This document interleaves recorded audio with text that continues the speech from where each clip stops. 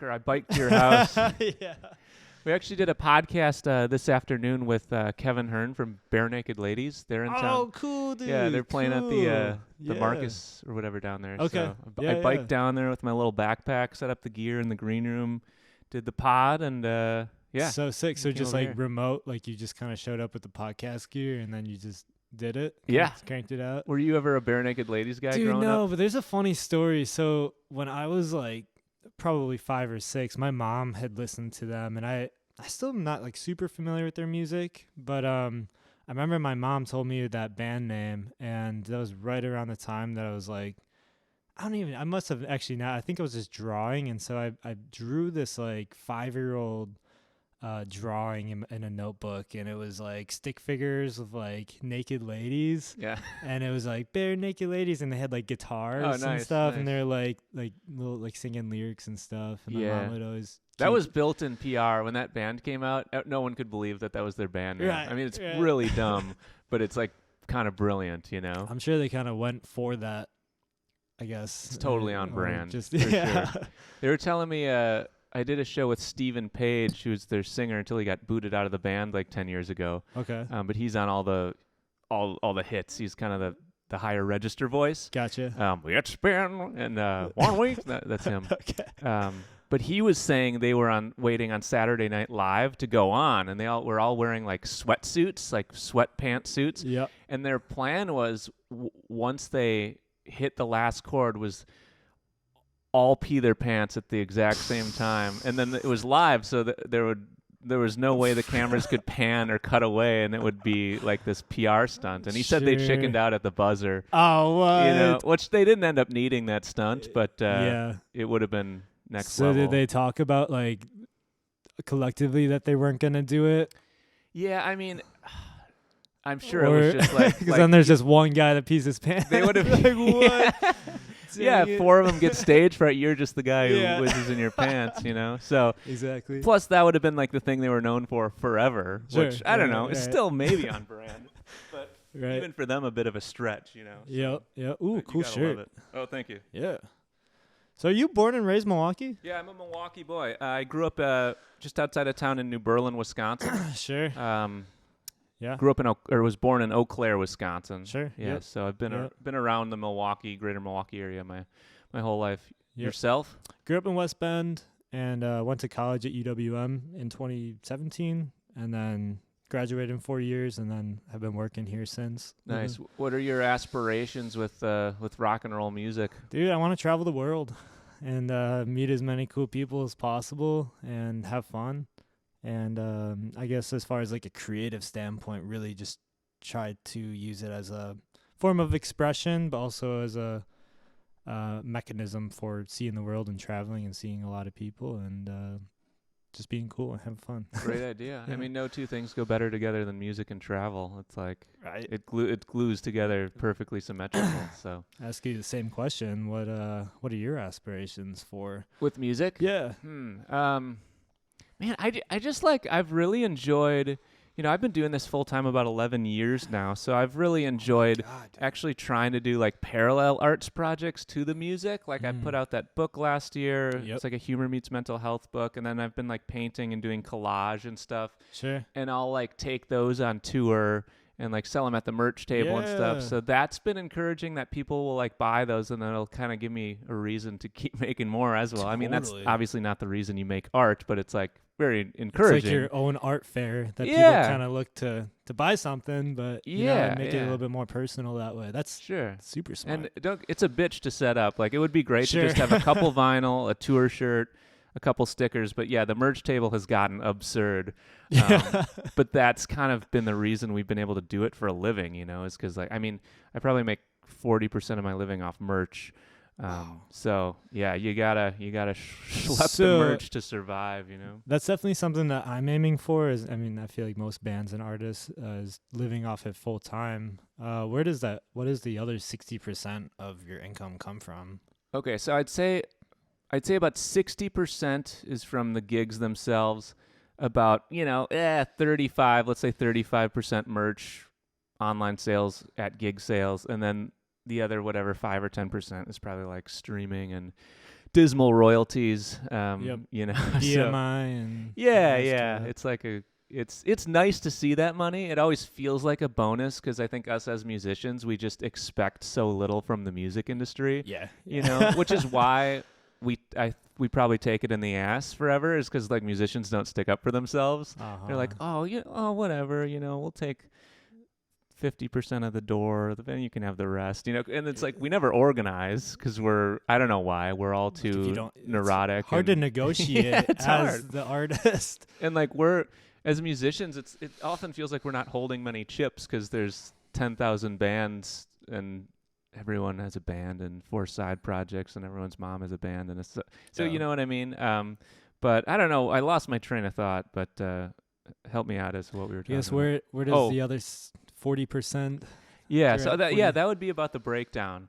But yeah, I mean, do you play solo gigs ever? I'm trying to do more outside of Wisconsin. Yeah, this next fall. It's is a kinda nice, my goal. it's a nice option to have that set up because it's like, yeah, it takes pressure off the band too, and it's like that's how I knew to like build off of and make a living from music was to develop like a solo gig because I just knew like, especially starting off, like I had to keep the overhead low. I was living out of my parents' basement to start, So if I could make like the first year I went out kind of full time, it was like the stakes were low. Like I didn't expect anything. Nobody expected anything from me. Right. I could take a gig for $100, sell another 100 or 150 in merch, and like, I mean, come away with on a pretty shitty night $250 Sure. of like a even if there was 20 people in the room in a leaking basement in Cincinnati. I was like, okay, well that's more money than I made at any other job I've had. I mean, it's more work, you got more expenses, you're driving a lot, but Right. that was like kind of like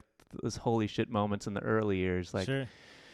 if you like travel, what you do, and you're and it seems like you're very durable, you're willing to slog and do the miles and do every kind of gig. Like, it is doable. But yeah. So when you would go out on these solo runs, would you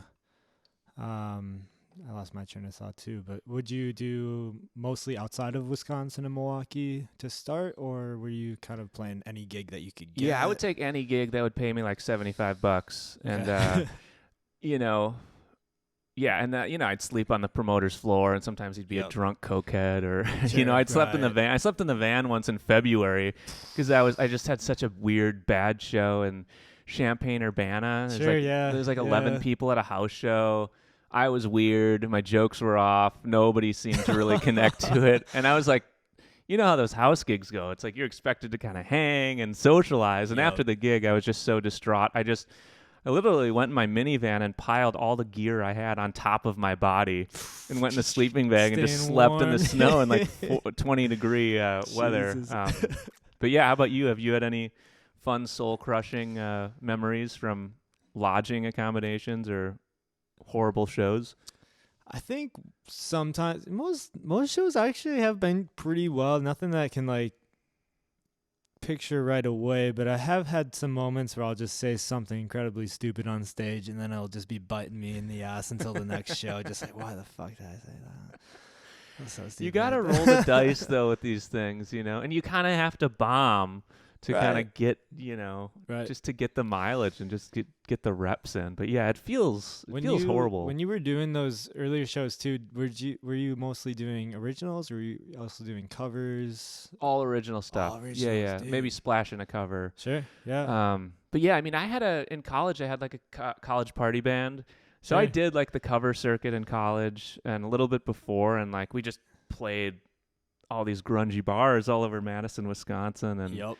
some shows were good, and there'd be kids crowd surfing, and all your friends, the whole school would be there, and then other shows you'd be playing like Wando's in Madison on a Wednesday. Yeah, Wando's, dude. Brohammers like puking into their fish bowls, like puke all over the tables, like 11 people there. Sure. So you've been there, man. But yeah, so it was like after a while, it was like we were making great money on like the cover circuit in college, but that it runs its course. It's like the more you put time into that, and it's great money, but the more you do that, like just the less battery you have to write, create, work on your own missions. Yeah, because I always felt like I'm similar to you is in that I would always, or most of my sets are always just all originals and maybe one or two covers.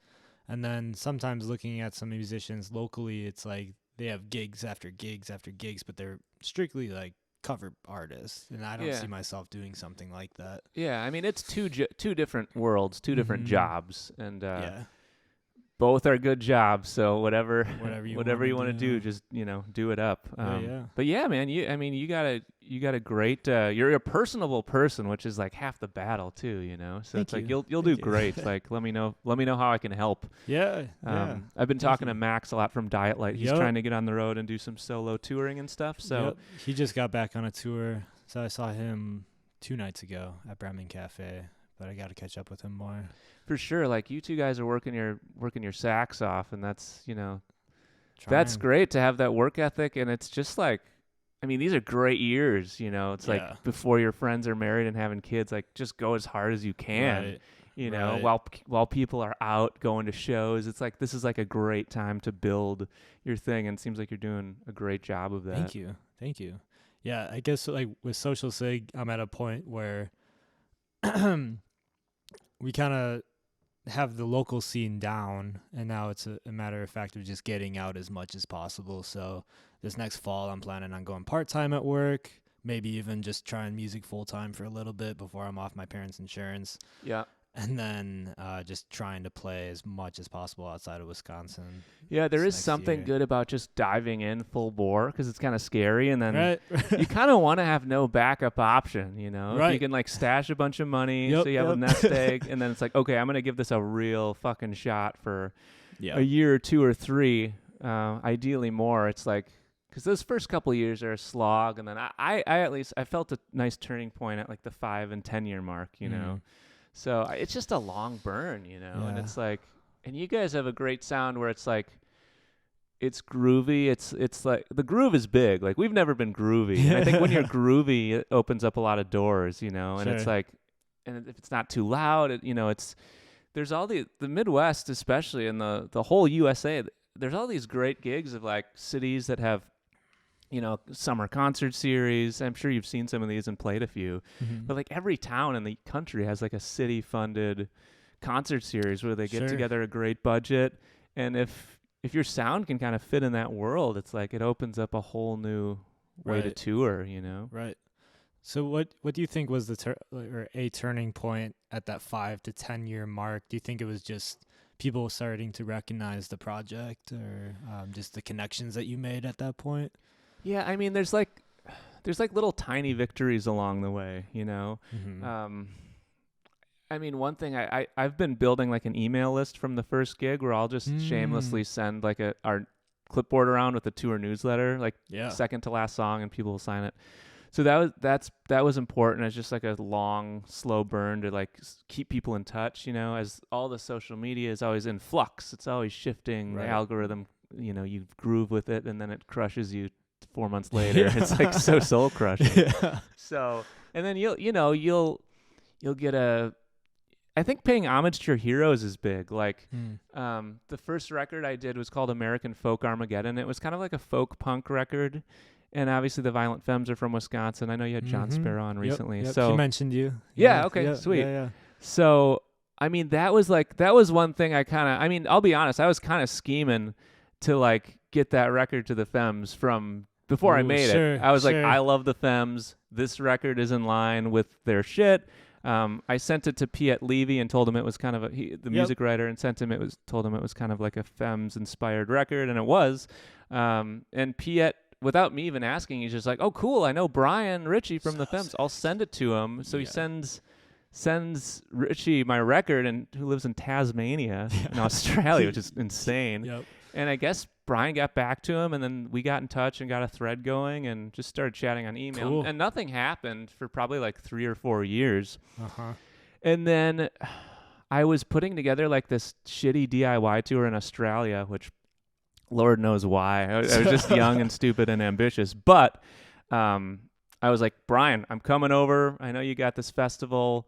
And he put me on his festival, which was huge. sick. So that Whoa. like it was in Tasmania, and that like made the whole trip, obviously. And then we just they put me on some shows and that sort of thing. So Yeah. yeah, I think like it's always surprising which of like your musical heroes, like I think they're honored and like stoked to hear from younger bands that are like kind of carrying the torch, you know? So especially in this day and age where you can kind of get a hold of anybody, providing they're not too like stratosphere famous, you know? Like who are your kind of musical heroes who you would, I don't know, want to collaborate with?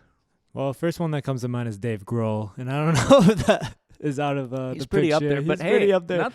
nothing's impossible. Yeah. And he's a champion of younger bands, so Yeah. you know, you never do know. Like, how can you get on, like we got to get you on his radar, you know? Right. I mean, like Green Day, the Killers, the Kooks, Sticky Fingers. All the biggest bands in the world. Nice. Rodriguez, if you know Rodriguez. Oh yeah, hell yeah, Rodriguez. He's Detroit. That's one of the best rock and roll stories of all time. So cool. So they find his records get huge in South Africa, and he doesn't know it. Sold out tour in South Africa. Oh, just out of nowhere. I know that guy who found him, Steven Seagerman. No way. Remember the guy in the yeah. beginning of the documentary? Yep. He's like, oh, "Yeah, bro, I was just looking at the back of the records, and I only had like 4 clues, bro." And he runs like a used record shop in Cape Town. Yeah. Like so, people just you go in there and hang out with him. Don't they call him Sugar? Well, his name is Steven Seagerman, which is freaky because Steven Seagerman, which is so close to Sugarman. Right. But Sugarman is Rodriguez. I think you're right. Yeah. And I think his nickname, because of the Rodriguez albums, was Sugarman. Or Sugar? The guy who found Rodriguez? Yeah. I thought, wait. I thought Rodriguez was Sugarman. So this is the guy who found Rodriguez. Are you talking about the reporter that found Rodriguez, or the guy that lives, like the really guy that big lives in fan? Cape Town? Yeah. I think they called him Sugar. Okay. Yeah. Maybe you're right. But I don't know. But yeah, and when you tour South Africa, you go and talk to this guy, and he'll be like, "Oh, Parker, it's great to meet you, bro. Dude, I love your record, bro." I saw you on that documentary. Yeah. So how often do you get out and do these tours in your schedule now? Like weird tours, like far away tours? Yeah, I guess like what does your day-to-day look like and your month-to-month look like, and how often do you tour and how often are you off, and what are you doing in like your off time? Totally, yeah. I mean, we make most of our living in the U.S. at this point. So we tour the Midwest a lot. We'll do one tour on the East Coast in the spring, one tour on the West Coast or the South in the fall. Cool. Play around here in the summer. My day-to-day is very like wake up at 7. And then it's just like admin. It's like routing, setting up tours, putting together posters, advancing shows. I mean, all the bullshit, you know, that we all have to deal with. Yeah, just slogging emails, you know, painting, making art, trying to just, you know, email management, entering emails. I mean, a lot of non-glorious stuff. But so I basically work, you know, office hours from 8 to 4, 8 to 5, which... But it's nice. You can go, like I went to Mexico City a couple months ago and just did that from there. Sick. Like, you know, you can do it from anywhere. Right. So, and then I like to do like one really weird tour every year. Like I've been to South Africa like 9 times. Wow. Like I've been going there since 2012. Whoa. So I'm going to probably do that in September and do like 5 or 6 shows. And then I'll probably do a European tour in October. Cool. And those are usually by myself. Because the fees are just a little bit less, the overhead, you know, with you know flying the deal. And so everything. But yeah, I mean, it's I'm really lucky. It's insane that like I've just been like grinding for so long, and only the last couple of years I feel like I've stopped to open my eyes and realize like, oh shit, like I can relax a little bit and enjoy it and not kill myself and grind too hard, you know. So it's really nice. I mean, I feel like I've sacrificed a lot of like relationships for that lifestyle up until this point, you know. It's always been hard to date, and romantically it's been difficult, and I've missed a lot of my friends' weddings, but I'm dialing it back a little every year, and it's getting better. Yeah. What's your dream weird tour destination? I would love, as we were talking about before, touring Europe would be so cool, but a weird one would be the Philippines. Okay, nice. I have family in the Philippines, and I just love going. I've only been one time, but I would love to go back and doing like a little route around there. They love rock and roll. Really weird, but cool. Yeah. Yeah. They love singing karaoke. They love American rock and roll. It's crazy. Like, I lived in Vietnam for a couple of years, and I've got when you go, I've got a buddy who I think he's from Manila, Jaffe. He puts on like little indie shows. Oh, so totally. I'll hook you up with him. Yeah, my He's family's the in man. Manila. Nice, So that's perfect. Like cousins, grandparents. I got an uncle and then like second cousins. That's awesome. So my mom's side. What a of the cool family's over thing! I there. wish I like still knew Polish relatives. you know? Yeah.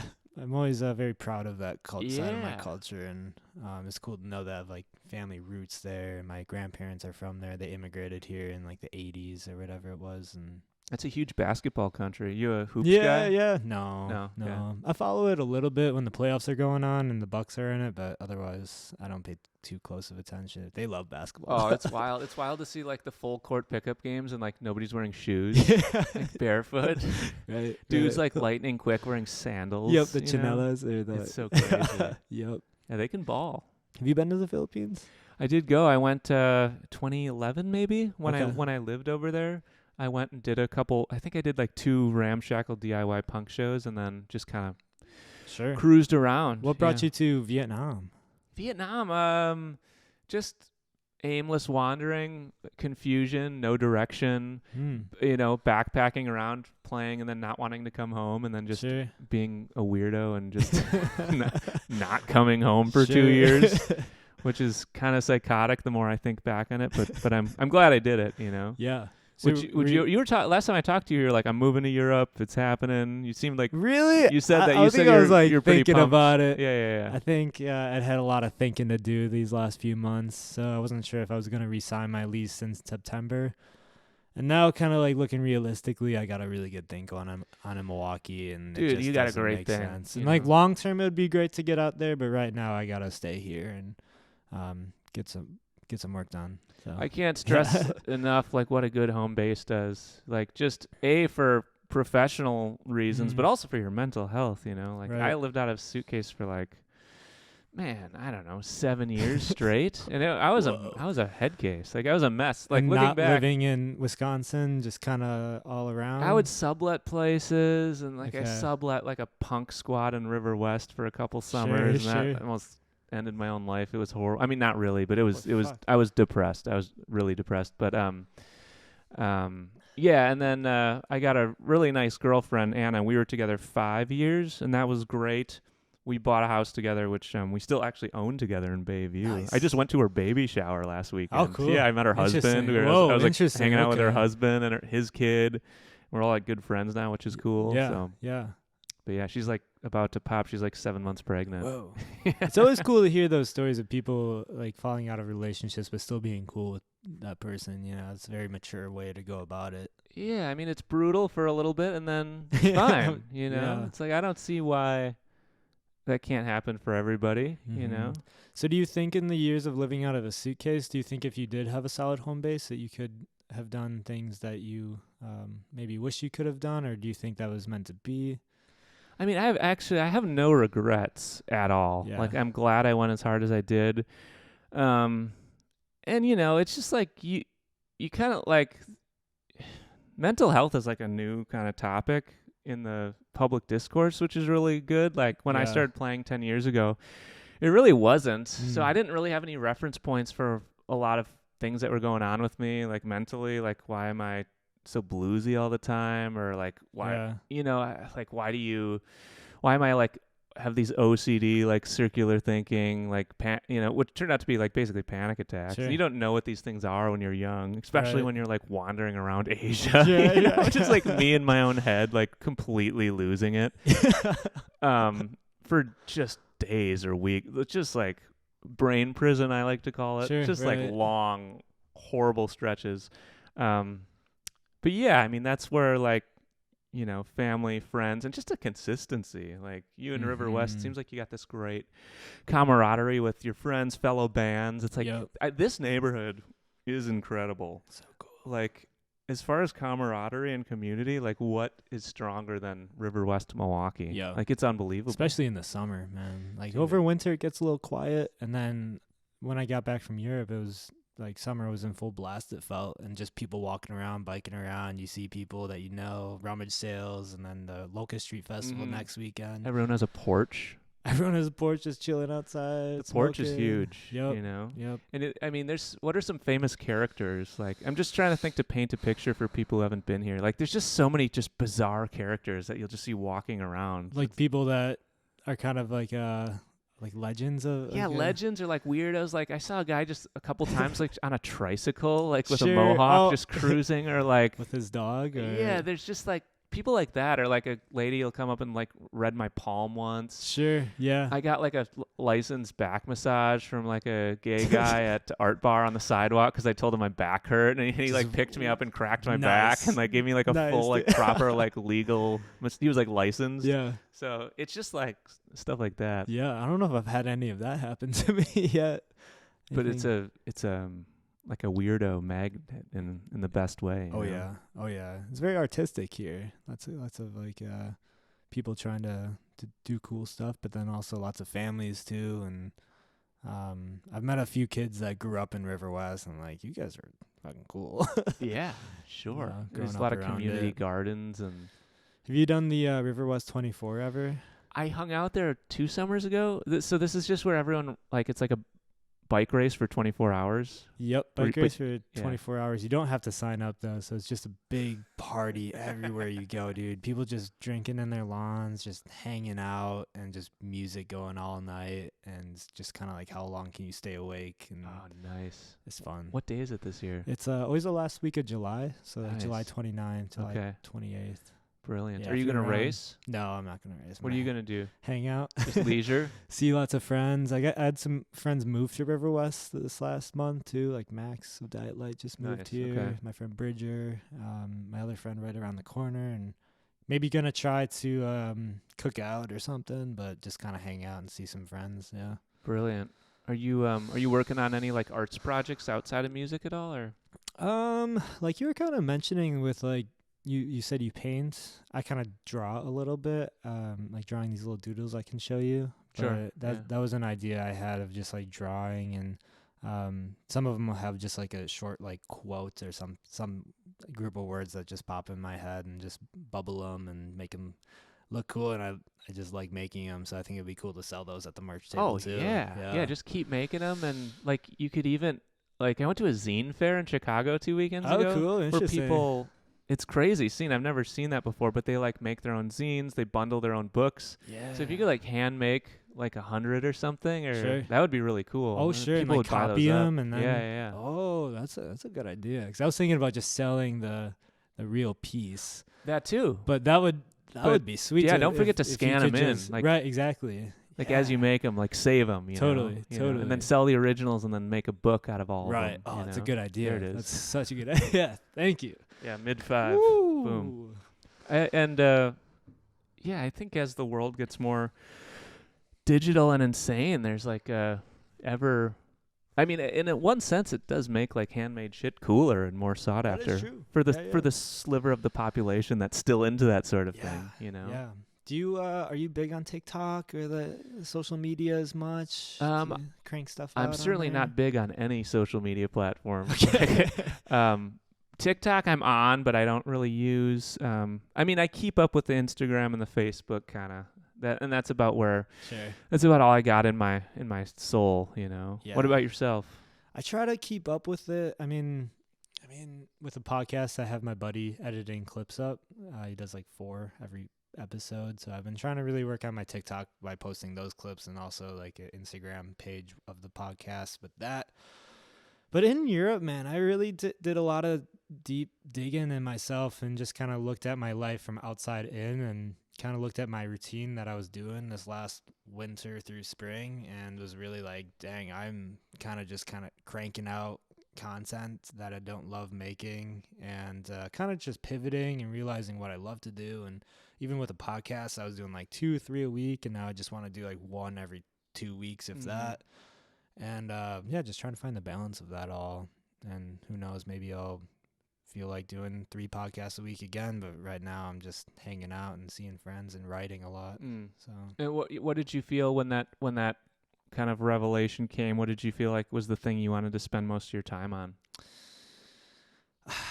Probably working on playing and writing music. I hadn't been spending a lot of time really sitting down at my computer and working on new stuff. I felt like a lot of my, especially like live performances, I really want to present some new songs I feel proud about. We got one that I feeling pretty good about, but it's a much slower process than it used to be as far as cranking out songs like all the time. And I got so busy doing other things where I'm not able to get back to the roots of really the songwriting and what I love doing in the beginning. So yeah. That comes in waves, It's like you might, and the more energy you dedicate in your brain to it, like you'll probably hit some sort of waterfall at some point with the songwriting. You sit down a couple days in a row, boom, boom, boom. All of a sudden, it starts flowing. It's a snowball effect. I feel like totally. It's just like the more I sit down in front of the computer and just start a new project, there's always that one that's like I damn near finish the whole song in a day or a session, and those are the ones that are like, yeah, totally. I do feel like when you're in a writing session, it's like really important to try to complete an idea by the time you're gonna hang it up. Like even if it's like a really rough full song, even if you don't have a bridge, like okay, here's a fucking filler bridge for now, right. but here's a full idea, here's more or less, something. Yeah. Because I think when those like my belly, I think's been hanging out the whole time. Because I think we'll when crop it. Yeah, crop it. We'll put a little sticker on it over it. Because I think when like those scraps of songs start to compile, to me at least, that doesn't feel good. It's like it's like a junkyard, and you're trying to. And then when you want to come back to it all, it's like, oh my god, where do I like start? Where do I find like pieces? What was any good? What still works? Right. What's total garbage? So, yeah. When you're writing songs, do you record all yourself and write? Like, what does your process kind of look like? It's always just been acoustic guitar and a voice, and record really rough phone demos. Sure. I'll put those like as I write them, like on a Patreon page or something, or just stash them. Yeah. And then, then I'll bring them to the band, and we'll flesh them out. Yeah. Basically, that's usually how I do it. Yeah. Cool. Yourself?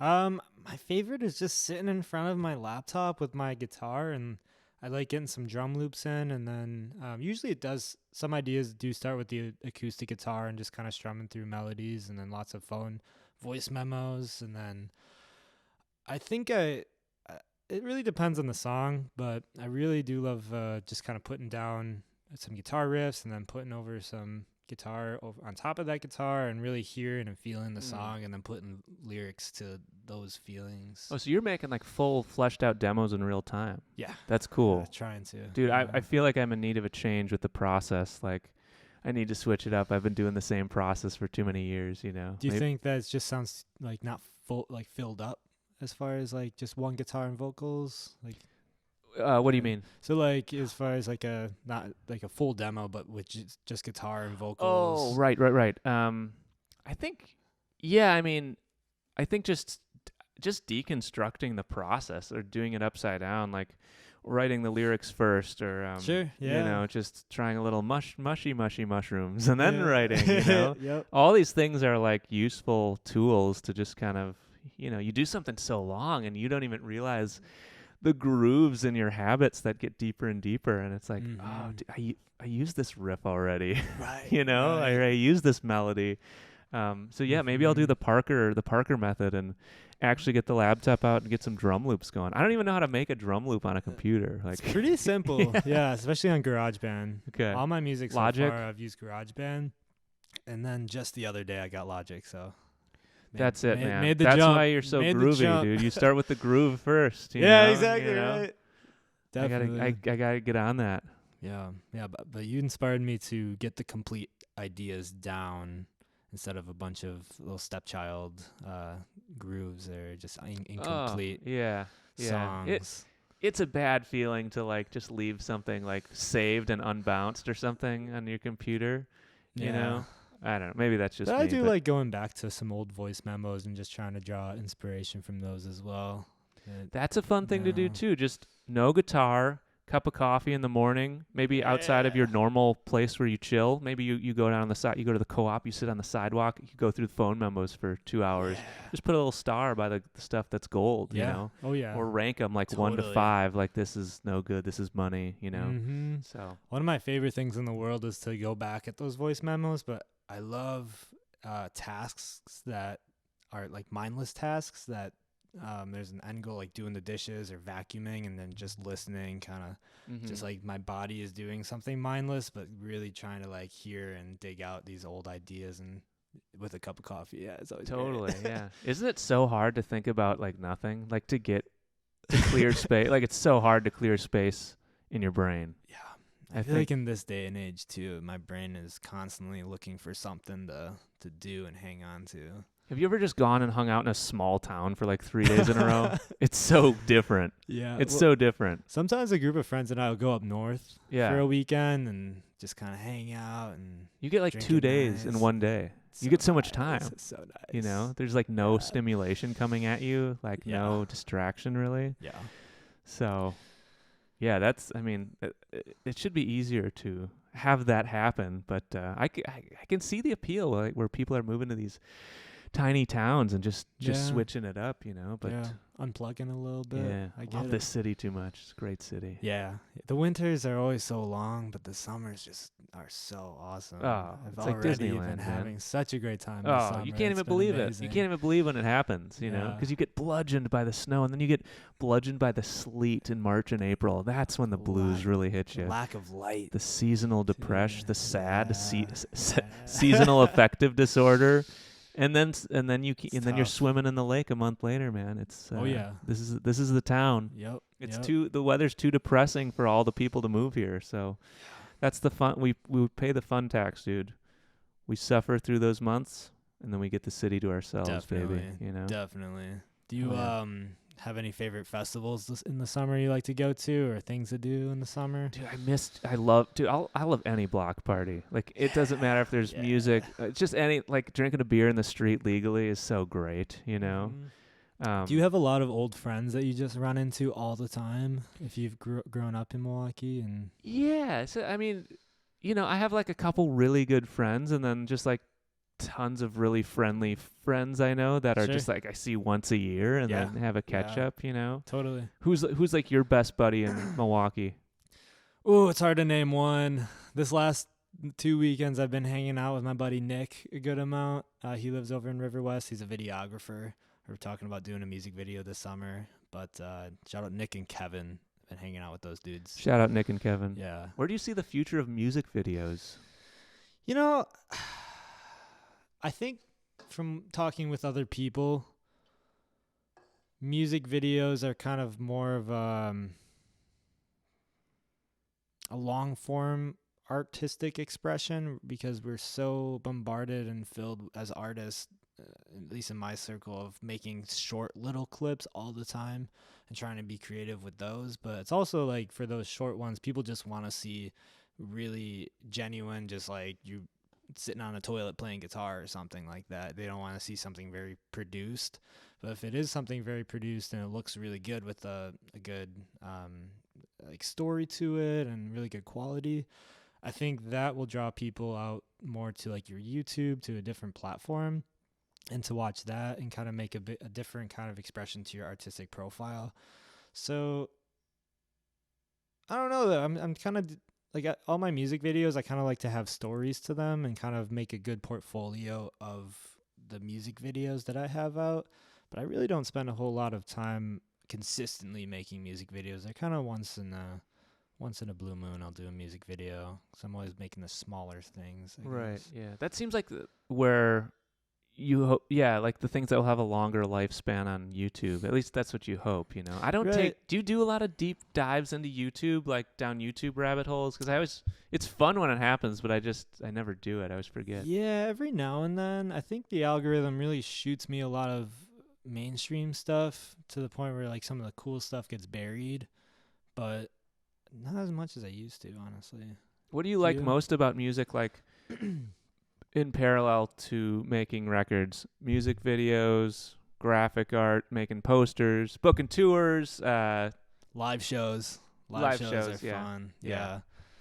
I'd say live shows are definitely up there as my favorite. Just being on stage, especially the big ones, with full band, a good crowd, and good lighting, and all that stuff coming together to just like letting it all out. Just like, yeah, I love that. Have you played any really cool, weird, like DIY spaces in the past couple years? Oh yeah. Tell me about those, or maybe there's one in particular.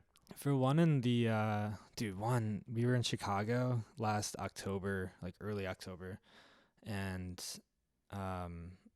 it was North Warren, another Milwaukee band that was kind of doing a weekender run with us. It was us and then Totally Cashed, and Totally Cashed is one of the bigger bands in Chicago DIY space right now. Okay.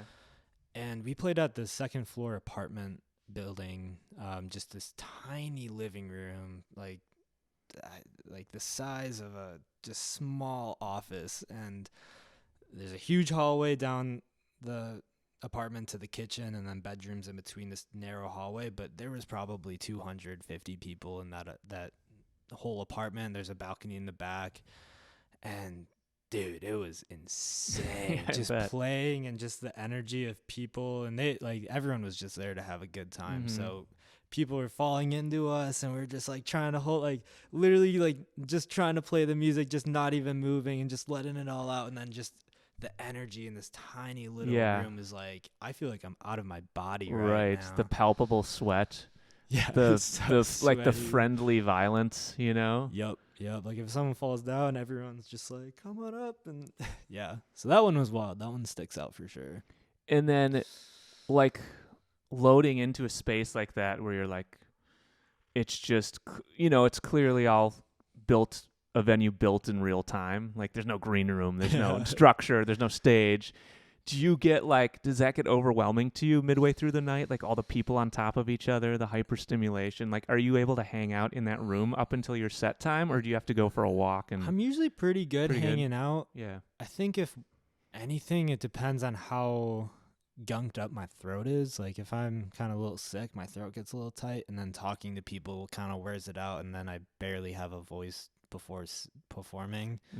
And that usually takes a lot of energy, but I feel pretty solid. I think I'm always more concerned about like if my gear is going to get stolen or where's my gear kind of thing.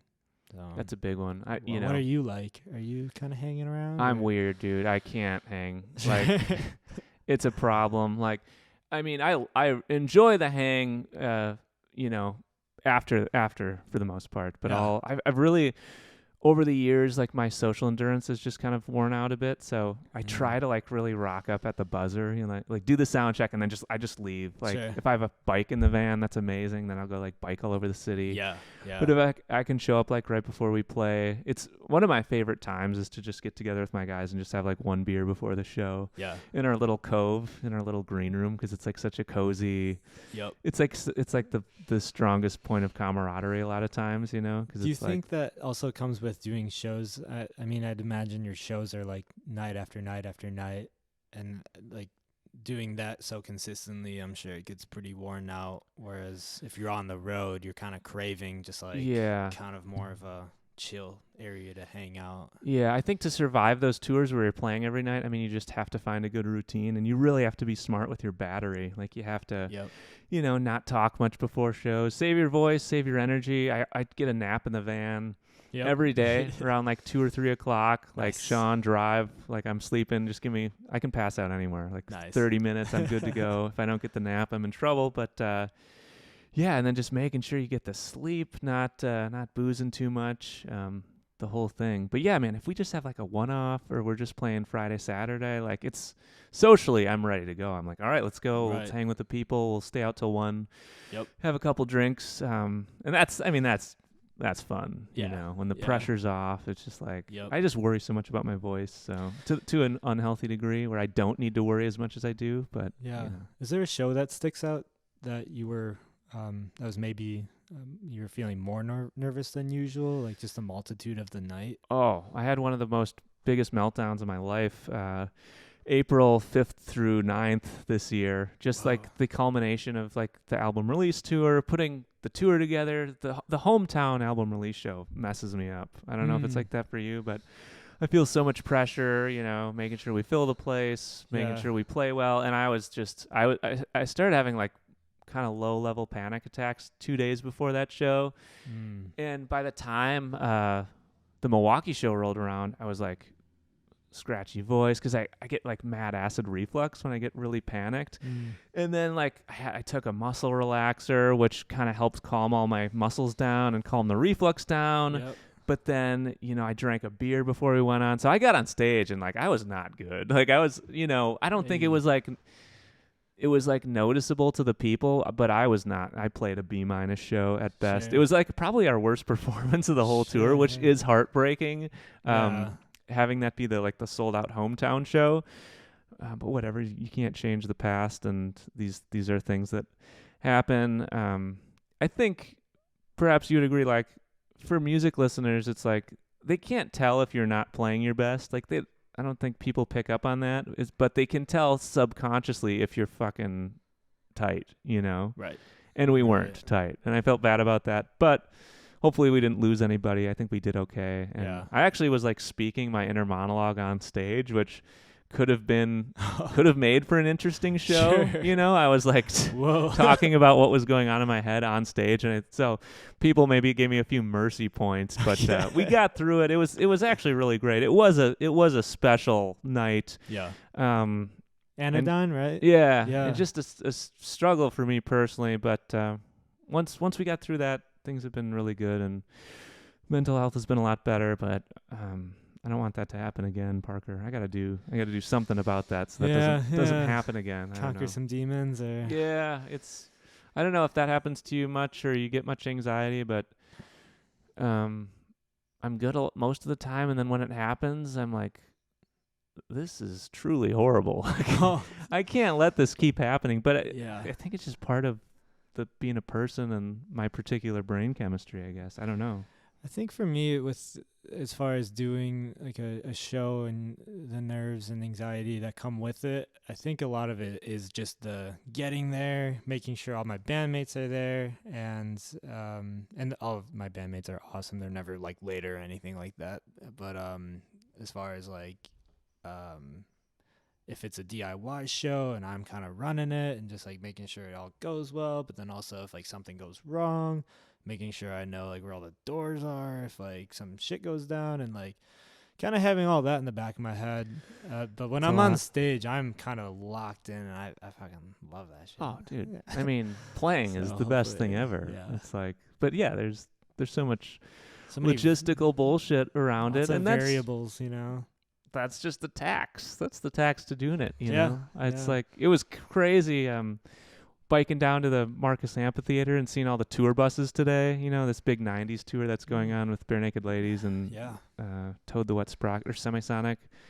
And it's like, these guys, it's too fucking easy. Like, they get on a tour bus, they get off they're in front of the lake. They're like asleep on the bus like 10 minutes after they play. It's like, come on. Right.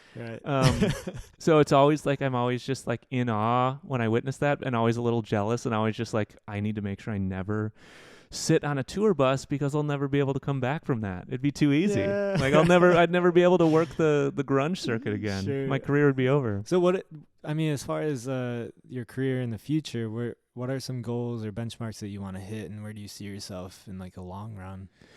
Yeah, I mean, I try not to look like more than 6 months to a year in the future because that just freaks me out. Sure. But yeah. I mean, I don't have like lofty goals with music. Like, I've kind of done all the stuff I really wanted to do musically, and but I mean, I guess my goal is to just be like, it would be great to just put a national tour on sale, even if it's small rooms, and just have them fill up without worrying about it too much. Sure. I mean, that's kind of every band's goal, I guess, because you know, promoting gigs is like it's a big tax. Like, it's just a lot of work. Mm-hmm. So.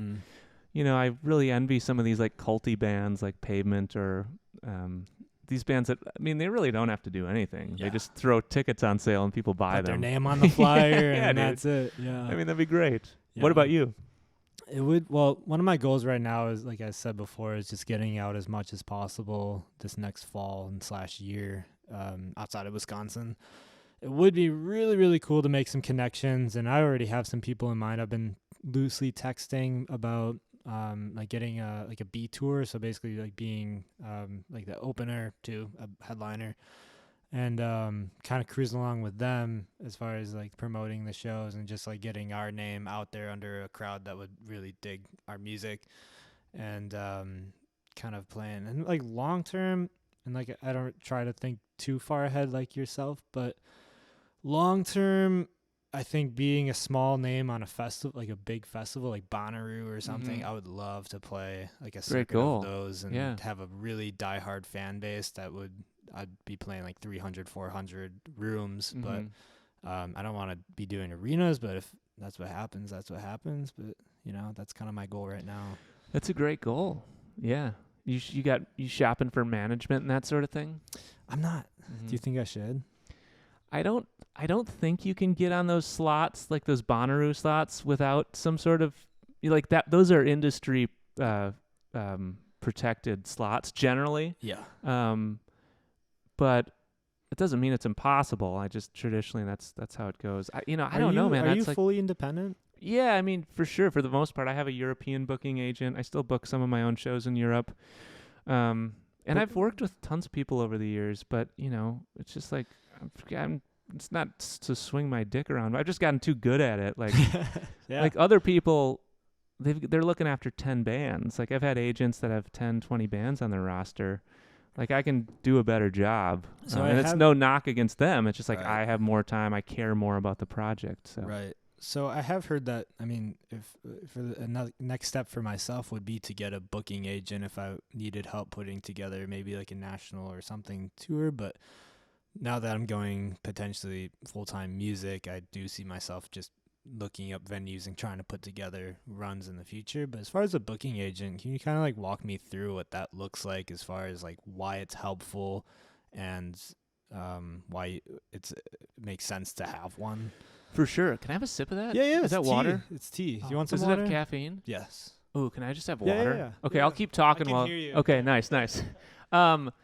So yeah, booking agent, basically they have access to all the rooms you'd probably want to play, you know. So they know the best small room in Chicago, they know the best room in Minneapolis, Milwaukee, and that stuff you can all get yourself if you have a little bit of draw. I think there's so many most bands in the world don't draw anybody. So if you can bring, 30, 40 people in Minneapolis the first or second time out, like you're ahead of so much of the game. So the agents will get you in the right rooms, take work off your plate.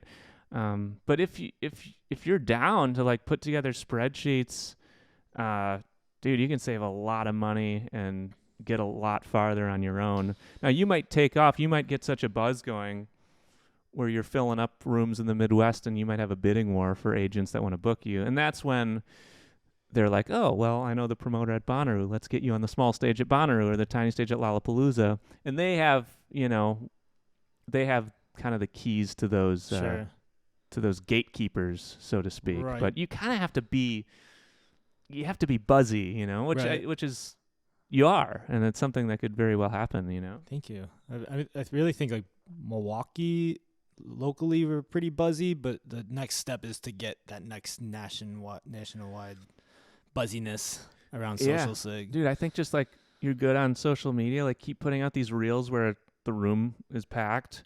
Just put out one reel a week where there's like a packed room, I feel like that goes like, that's such a great currency these days, is like photos where there's a shitload of people, videos, like that's huge. Yep.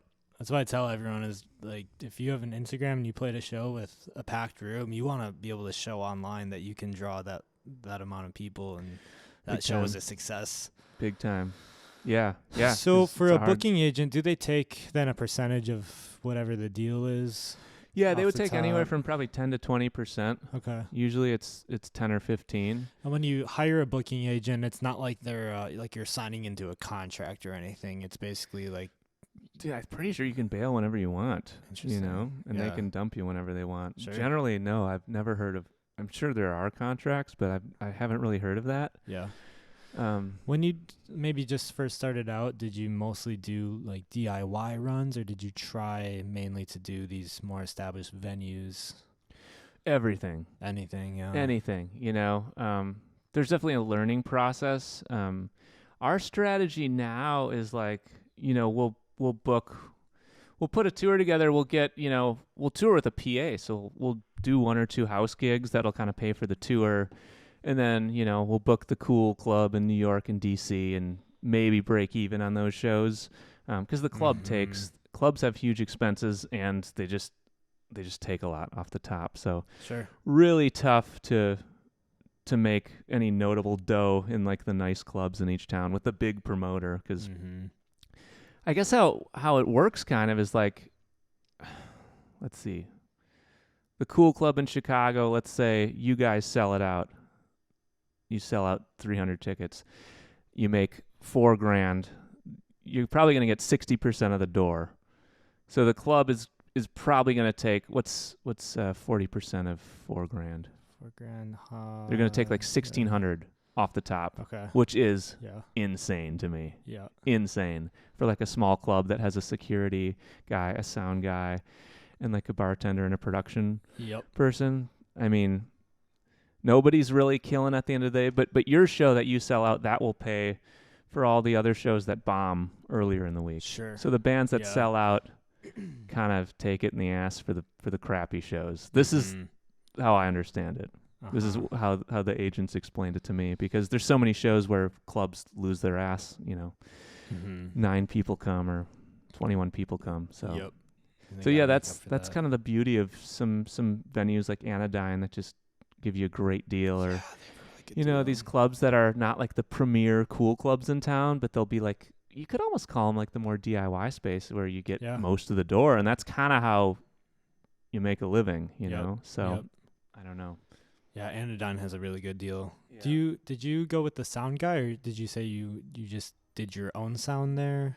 No, they have a house sound guy. Yeah, yeah, for sure. Yep. And then, but shoot, yeah, sorry. What? No, I mean, we're a very blue collar working band, so I would never consider us a cool band, but we'll play. I think to make a living, we just have to be kind of ready to play any kind of gig where it's like, and you're good at this too, like, let's throw a show in a warehouse, Right. If we play the club in Atlanta, we're going to make $100 and sell 41 tickets, maybe. The club's going to take most of the money. But if we throw a show at our friend's warehouse space down the road, it's a cool space. It has kind of a selling point. It has an allure. People will be like, ooh, I've never been to a warehouse show in Atlanta before. Right. All of a sudden, you got 70 people in there, and you keep the whole door, and you're walking with, $1,500. So definitely, it is more work. You got to handle the production. But to me, those are like the ways you survive on the road and make a living. Definitely. Yeah. Like the industry just isn't, everything moves too fast. There's too many bands. They're just not going to give a shit. Right. And why should they? They have too much on their plate. It's like, if you're really buzzing, maybe you can get scooped up into the industry machine for a couple of years, get on that circuit, like capture as many fans as you can, but then there's going to be some new buzzy band. So, how can you just sustain on your own and keep the heartbeat going, where you don't want to have to need agents and managers. Right. It's great when they're interested and they want to help you out, but you need to be able to survive without them. Right.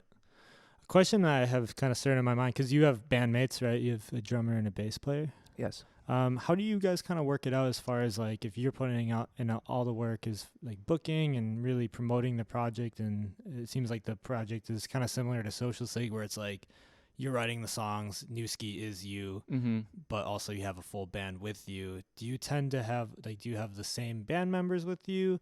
And or do you kind of have people fill in? It's the same band. Same band. It's not a democracy. I mean, I've been doing it for 9 years before this lineup. Sure.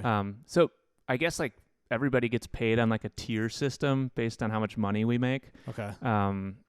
So that there's just bigger shows, the guys make more money. Smaller club shows, they're always guaranteed an amount of money. So like I'll take the risk and I'll lose my ass on certain shows and club shows. But when we have a bigger night, I mean, I'm 50 grand at least of expenses like every album cycle. So Yeah. if we split everything 3 ways, I'd be out of business by March. Sure. Right. Yeah.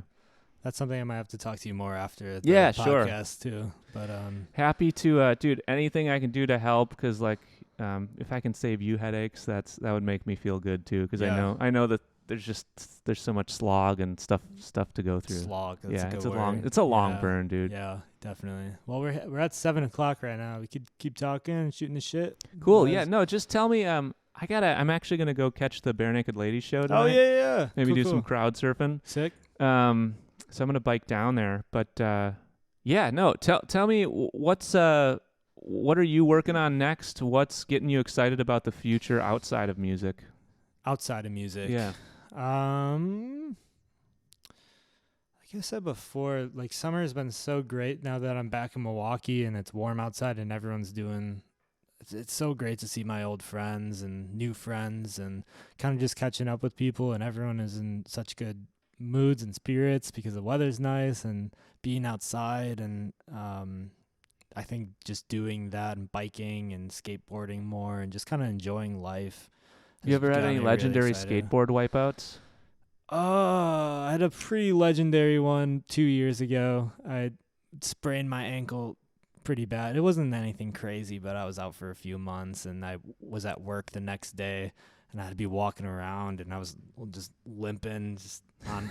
I work in property management, so I give apartment tours, and I'm like, I'm so sorry. I sprained my ankle, but it blows my mind how, like, when I just see skateboarders out in public, how they don't get busted up more often. Like, you gotta have an iron nutsack to like jump off these stairs and rail ride and stuff. Well, dude, it's interesting because it's when you're not confident in your ability or not confident and locked in, and your brain is somewhere else. That's when you get hurt. Yeah, it's like when you're just fully locked in and confident and zero fear, it's pretty easy, and you know how to fall. Like if you've been skateboarding for a while, you just kind of know how to fall and take the hit. Yeah. You'll watch these professional skateboarders, like, how the fuck are they not getting fucked up? And you know it hurts. Yeah. But I think that it could be way worse if they're not fully committed. You know, you gotta commit is the big part of it. Yes. Yeah, I remember I have like a vivid memory riding a bike for the first time without training wheels as a little kid. And what are you then, 4? You're like 3 or 4 or 5, and like vividly some are like 16, 17. Yeah. Just terrified, and total fear. Sure enough, wipe out within 5 seconds, don't know how to land, boom, face on the concrete. So yeah, you're right, man. Yeah. I just gave my mom my old bike, and I lowered the seat for her, and just now I'm gonna text her right after this pod and be like, don't ride the bike, because she's not confident. I saw her get up on there and like she breaks her hip because of me. I'm gonna be depressed till the end of my days. But what are you excited about outside of music lately? Yeah, man, just I don't know. Like I'm living a good life. At some point, I need to figure out what my like groundings for my personal life. Like it'd be nice to have a girlfriend, but man, I'm pretty happy. Like I do have my like 2 meltdowns a year, and I do have like a few little mini wobbles around that. But I'm honestly like I'm still really pumped to wake up, make art in the morning. I'm like so pumped to be self-employed. Yep. Like I did so many years. I think I just had so many years of being miserable mentally that it's just a huge relief to have some grip and control over my anxieties and ways to like deal with it and face it. And that is just like, that's huge. Like I've been able to enjoy my life way more. So I think just like, enjoying the ride, man. 'Cause so many years I just didn't pick my head up, and I was just like, kind of doing a lot of cool shit and not even realizing it, and just like not feeling well mentally. So I think just riding the ride, it's pretty good, man. It's pretty cool to have a meat suit that we get to steer around. Definitely. Like it's pretty cool to be a person.